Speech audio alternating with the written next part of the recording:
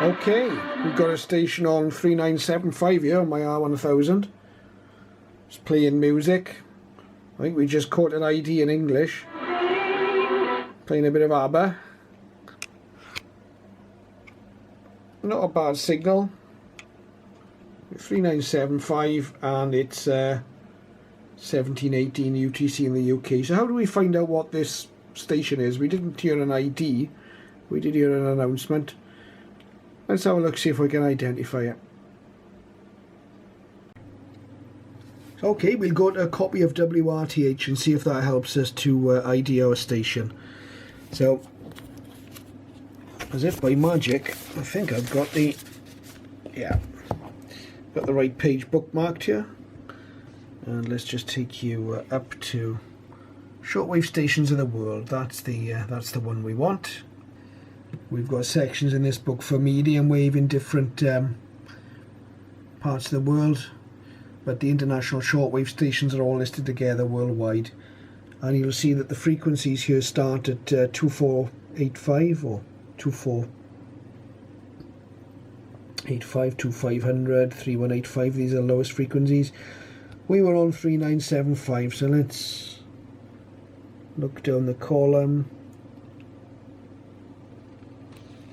And let us see 3955, 3970, 3975. Well, we're lucky here because 3975 we'll see that we've got that one is a 1 kilowatt station.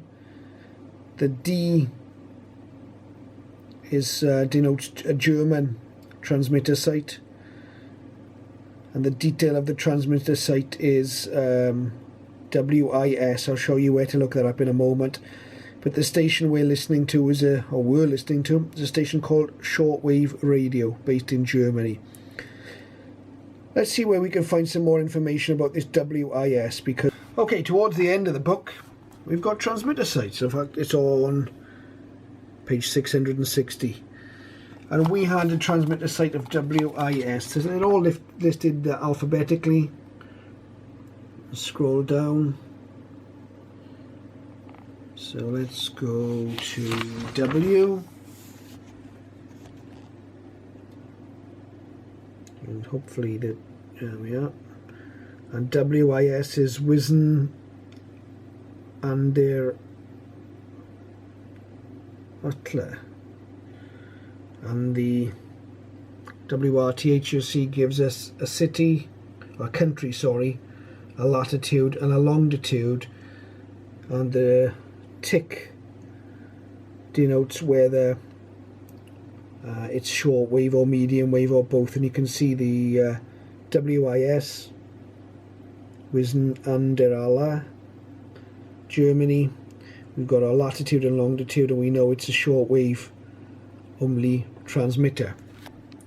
Now, if we want to find out a little bit more, just to assure ourselves that shortwave radio is what we heard on 3975, it's an interesting name for a shortwave radio station, isn't it? Shortwave radio. Let's go to the international radio section of WRTH.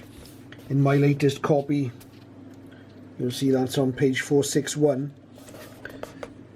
We're interested in international radio here. Prior to this, we've got all the national radio stations of various, well, of all the countries listed. But we know this is on shortwave. It's likely to come under international radio. Again, these are listed country by country, and I just happen to have bookmarked Germany. You can see Germany, D here. So within the German listings, let's see if we can find shortwave radio. Again, they're listed alphabetically.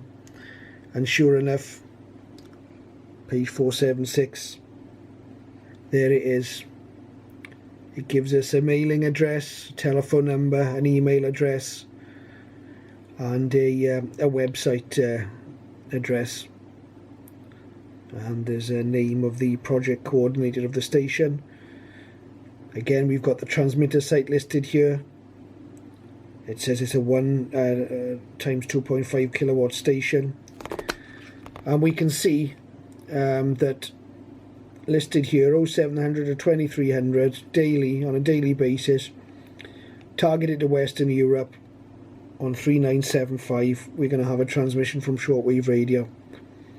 So given that we've picked them up at, what was it, 1700 odd hours, this is our station, 3975. It was quite a good signal, and we know it's pointing at Western Europe, 0700 to 2300. So that's how we've identified our station.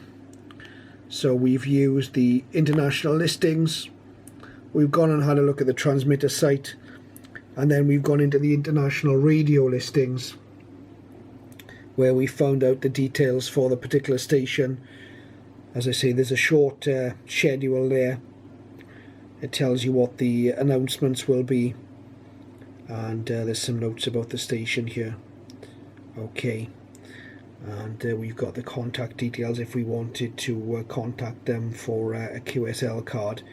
You'll see they also transmit on 6160, but we heard them on 3975. So that gives you a little idea of how we can use WRTH. So this is how I use my copy of WRTH.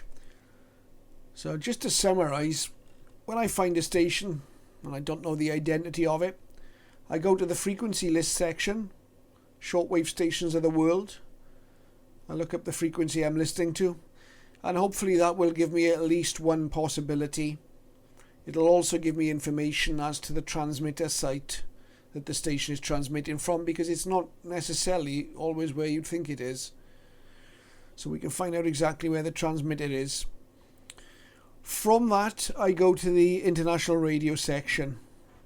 That's listed country by country. So for the example I showed you earlier, the station was located in Germany. I look up Germany, there's a number of stations listed there. I find the name of the station I'm interested in, and that section then will contain information about the station, contact information, telephone numbers, email addresses, and website addresses. That's how I use my copy of WRTH to identify stations.